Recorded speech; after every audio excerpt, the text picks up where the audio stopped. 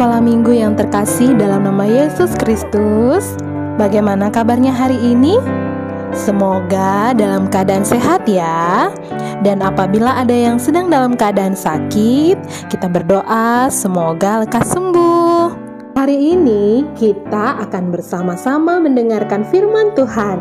Sebelumnya, mari kita berdoa dulu ya. Ayo kita melipat tangan, menutup mata, dan kita bersatu di dalam doa. Bapa yang baik, terima kasih atas berkat-Mu kepada kami anak-anak sekolah minggu.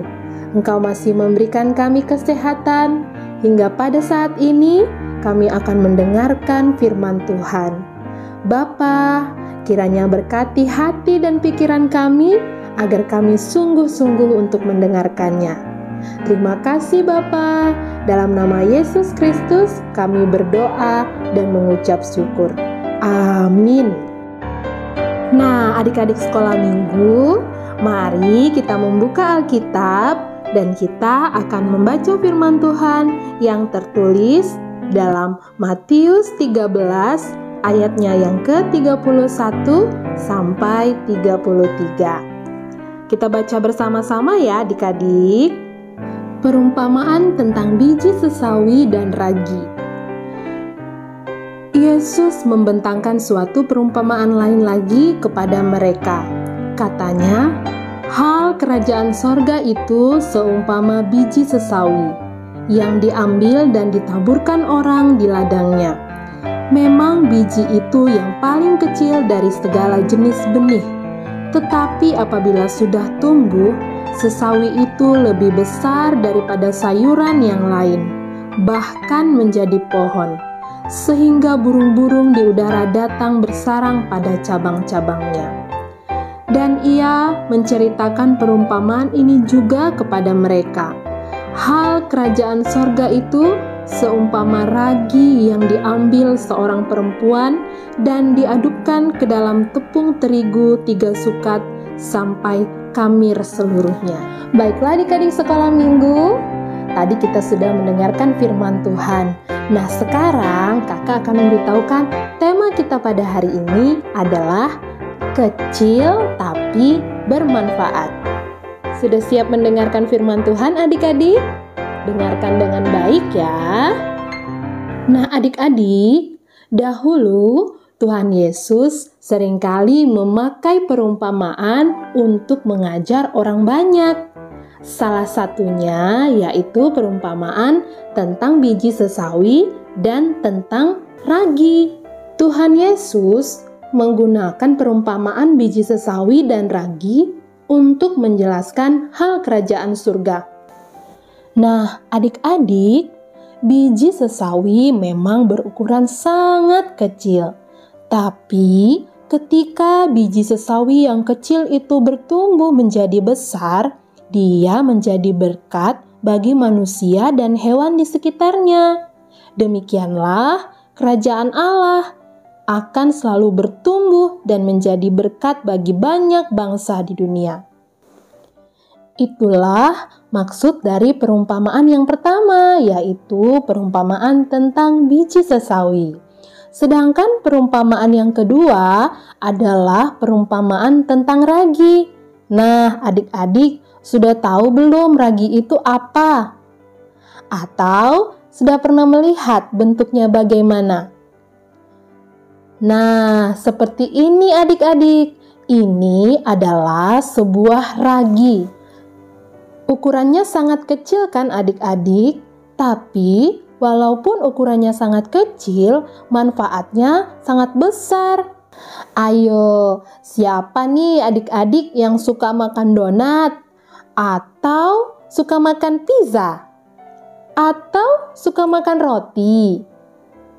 Adonan untuk membuat donat, pizza, atau roti adalah adonan tepung terigu dan bahan-bahan yang lain.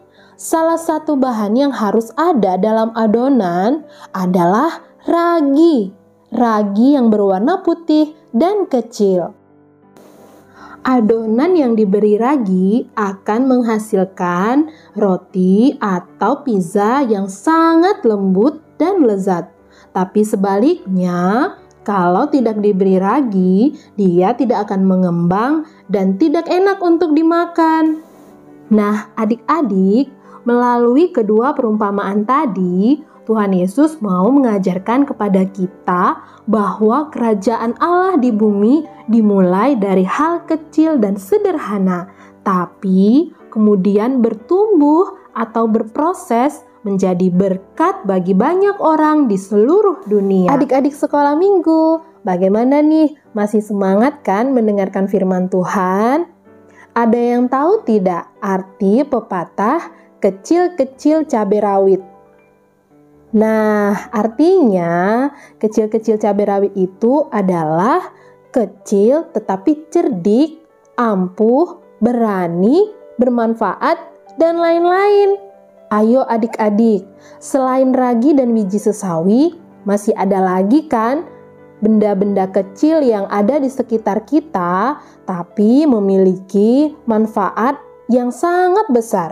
Salah satunya yaitu seperti obat-obatan. Ayo adik-adik, pernah sakit dan minum obat kan? Obat walaupun ukurannya kecil, tapi sangat besar manfaatnya.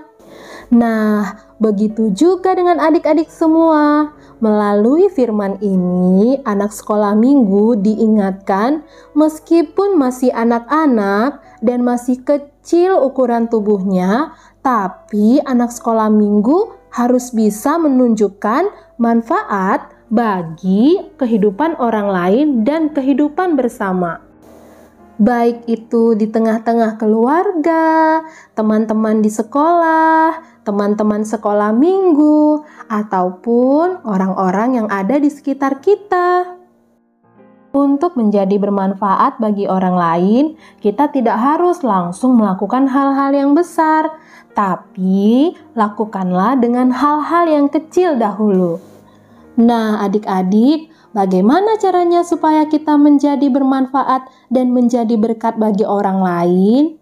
Ketika di rumah, adik-adik bisa melakukan hal-hal kecil dalam membantu orang tua, menyapu, mencuci piring, ataupun menjaga adik. Ketika kita berada di luar rumah, saat ini hal kecil yang perlu kita lakukan adalah memakai masker dan rajin mencuci tangan atau membuang sampah pada tempatnya. Hal-hal yang kita lakukan memang kecil, tapi percayalah itu pasti bermanfaat bagi orang lain. Anak-anak sekolah minggu harus berdampak positif bagi orang lain, bukan yang berdampak negatif. Yang berdampak negatif itu contohnya adalah melawan orang tua, malas-malasan, tidak rajin membaca Alkitab, tidak mau berdoa, berkelahi, melawan guru, mencontek. Itu semua adalah perbuatan dosa. Perbuatan dosa tidak disukai oleh Allah.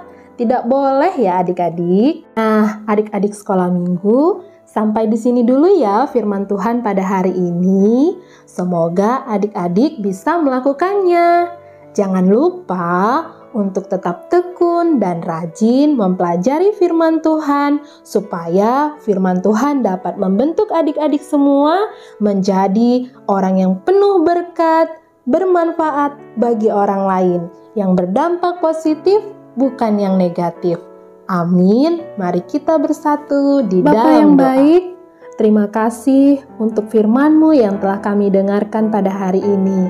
Kiranya Tuhan yang memberikan kekuatan kepada semua anak-anak sekolah minggu untuk menjadi berkat bagi orang-orang di sekitarnya.